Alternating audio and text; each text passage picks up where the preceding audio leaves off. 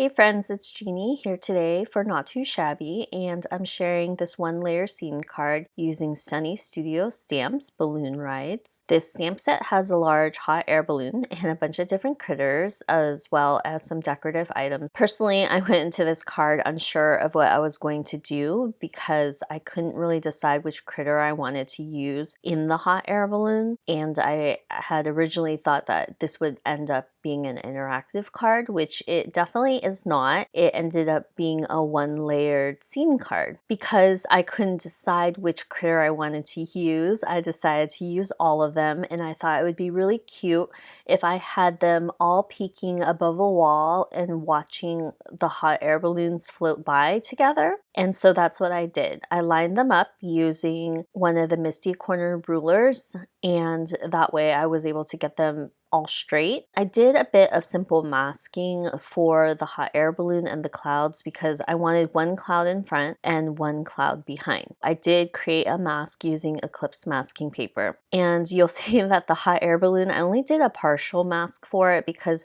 I didn't really think it through when I was creating this card. In the end, I decided that I was going to do an ink blended background. In order to be able to do that, I had to stamp all the images I had put on my card panel and create masks for them. These images are really easy to cut out. They're not super intricate or anything like that. And they also have a really bold black outline, so it made fussy cutting easy. I think the most difficult part was probably the little square that is between the hot air balloon and the basket.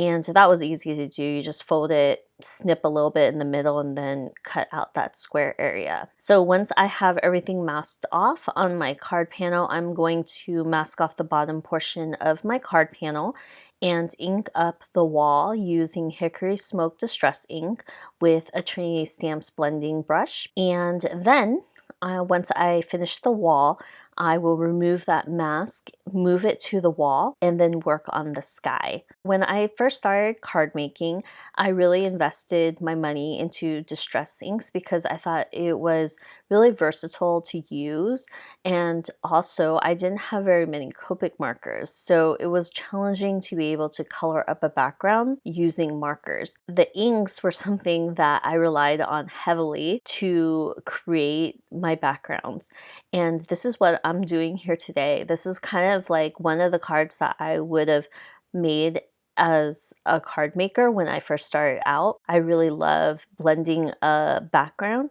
and in particular I love these colors. I was going for a cotton candy sky, which is why I used pink and purple. I thought that it would be really pretty and it would be almost sunset kind of. And yeah, so that's why I went with these colors. I picked Spun, Sugar, and Shaded Lilac because those are the two lighter colors for the distress inks. And then I kind of wanted to brighten up the top portion of the sky, so I went in with Wilted Violet and Dusty Concord. I also decided, because there was a lot of white space, I wanted to add a bit of shimmer. So I mixed some Perfect Pearls with water and splattered it all over the card panel. It's super subtle, but it catches the light. It's just really pretty.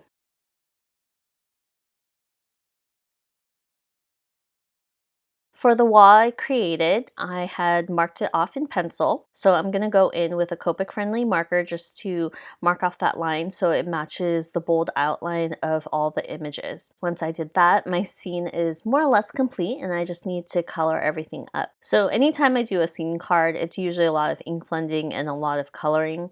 So this is a color heavy video, and hopefully you enjoy the process. For my Copic coloring, I am doing what I normally do.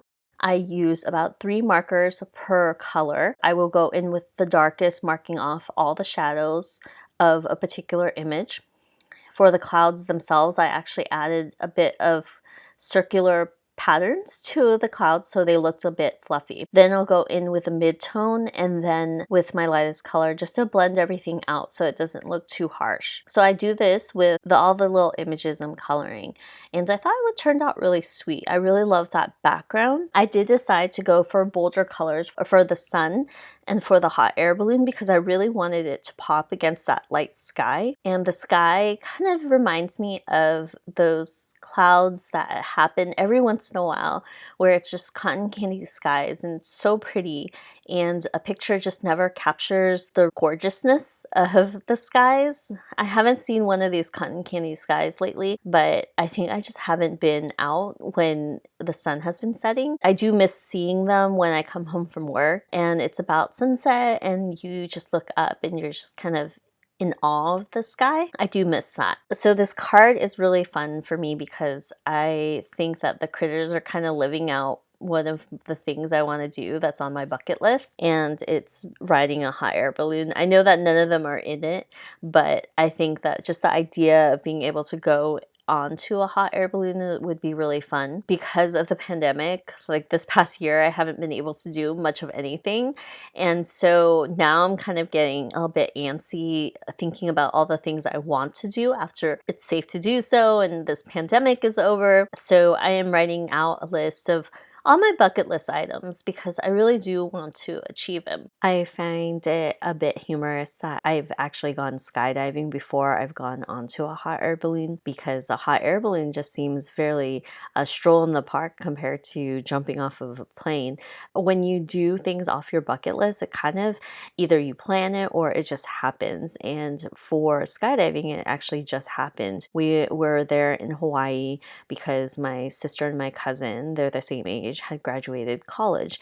And so my mom and his mom decided that we would do a family trip to Hawaii. And we were there because it's also Hawaii. Like, who doesn't want to go? We had brought it up one night and then we were like, you know what? Let's do it. So we did the research and we picked a location. And then I think within 2 days we went. It was so fun. It was a little scary. I had actually told my instructor to push me off the plane because I knew that I wouldn't be able to do that, mainly because I had gone ziplining in Santa Cruz before, and there was this portion where you kind of had to rappel, but in order to rappel, you kind of had to jump off, and I just couldn't do it. So I had to ask the guy to push me off so I could rappel down this like big tree. And so I knew that it would be the same with skydiving. If I looked down, I was not going to jump. So I needed that push. And I told him it was perfectly fine. Just push me off and we can do it. And I'll be really, really happy. And he did. It was just really fun. I really enjoyed the experience. It was just really pretty. And if you ever have the chance to go skydiving in Hawaii, you definitely should. For my hot air balloon bucket list item, I think that I am planning to do that up in Napa because I've seen photos and I think that it would be really pretty. Napa is about an hour and a half away from San Francisco, and it'd be the perfect location to do it.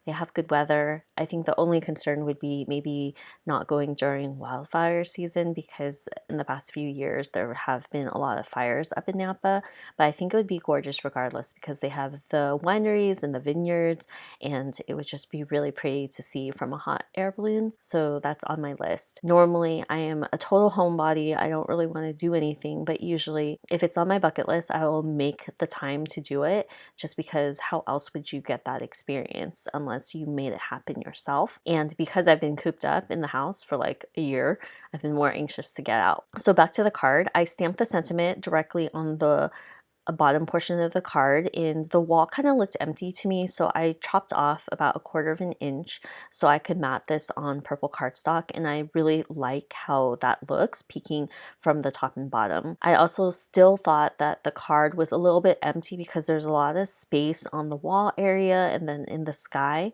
so I pulled out these Trinity Stamps heart embellishments. I forget their actual names, but I'll have it linked down below, and they come in clear and frosted. I used the clear ones in the sky, so it kind of looks like heart bubbles floating in the air, which I thought was really cute. And then I used the frosted ones for the wall area just so they stood out a little bit more, and I didn't want it to look like water droplets on the wall area.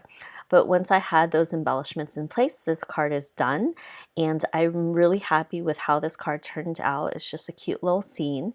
So I hope you enjoyed it, and I will see you guys next time with another video. Bye!